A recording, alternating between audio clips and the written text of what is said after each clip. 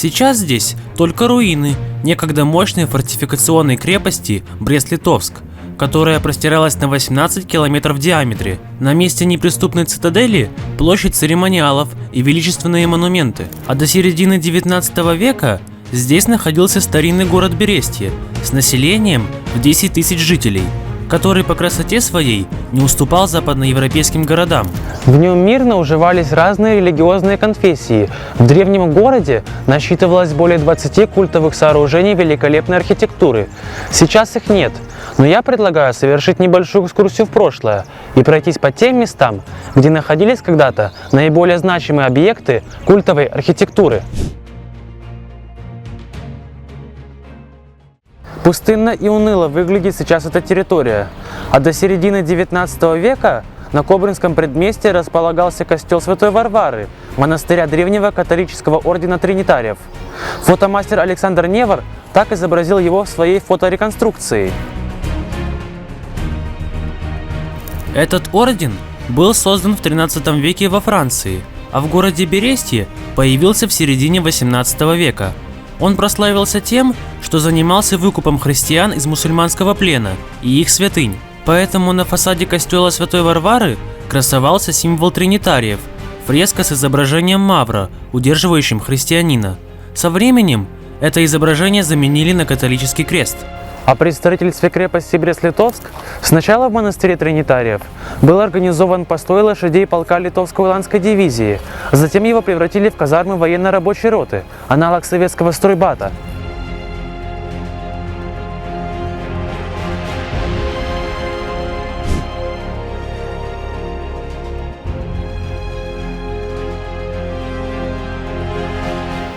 Сейчас трудно себе представить, что на месте этого искусственно созданного холма находился монастырь католического ордена доминиканцев с кельями для монахов, с фруктовым садом и храмом для молитвенных обрядов.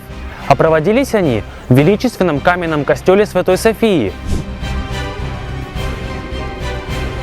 Костел Святой Софии привлекал прихожан в первую очередь образом чудотворной иконы Матери Божьей Брестской, которая находилась в доминиканском монастыре более 2 столетий.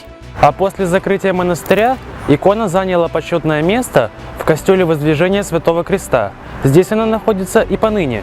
Костел Святой Софии во время строительства крепости Брест-Литовск продержался дольше других католических культовых сооружений. Он был признан приходским храмом и разобран на строительные материалы во второй половине 19 века. На его месте была создана Базилианская батарея с казармой из 9 казематов на 175 человек. Со временем ее превратили в предприятие общественного питания с символичным названием. От доминиканского монастыря не осталось и следа. Эти живописные руины постоянно привлекают внимание посетителей Брестской крепости. Они воспринимаются как остатки Белого дворца, где в 1918 году был подписан известный Брестский мир. Но мало кто знает, что это молчаливые свидетели былого величия Петропавловской церкви, униатского базилианского мужского монастыря.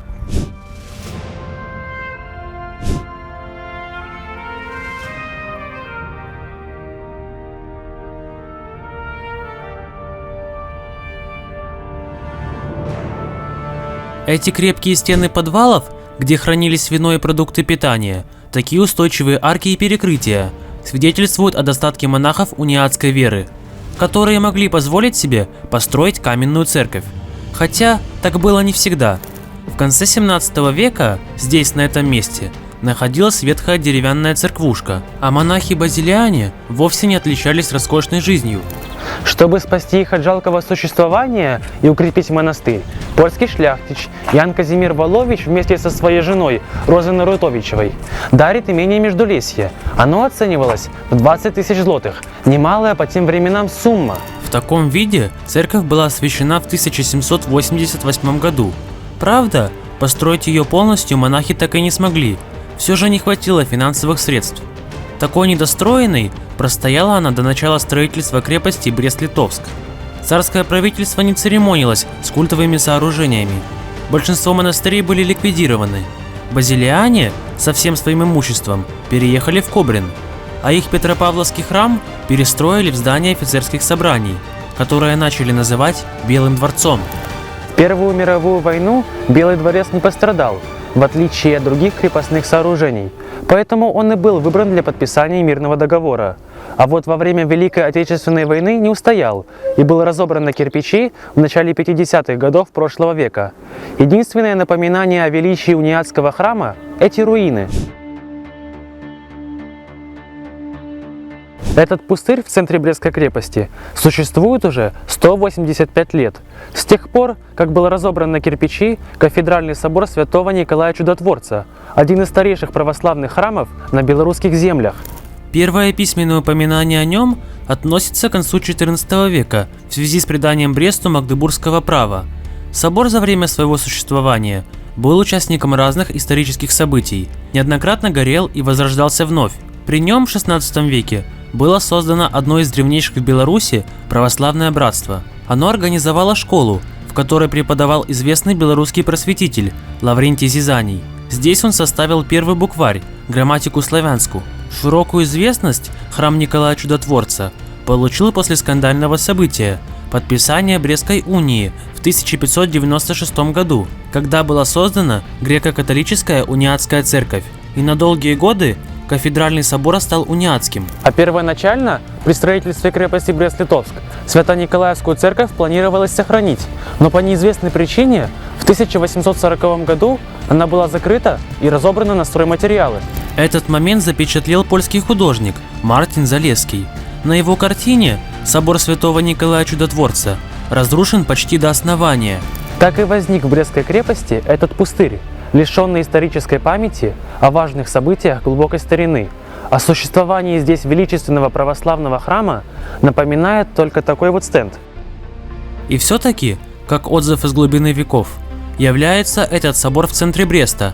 В 1904 году на средства Святейшего Синода и многочисленных жертвователей, среди которых были император Николай II и моряки, участвовавшие в русско-японской войне, была построена Свято-Николаевская братская церковь.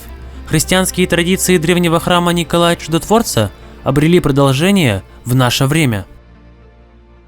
В следующую субботу вы узнаете, когда в Брест-Литовске появился первый театр, почему в Средневековье проезд на Волынском предместье называли Золотыми воротами, монахи какого ордена первыми обосновались в Древнем Берестье. Смотрите следующую серию фильма «Отзвук старины глубокой. История монастырей Брест-Литовска».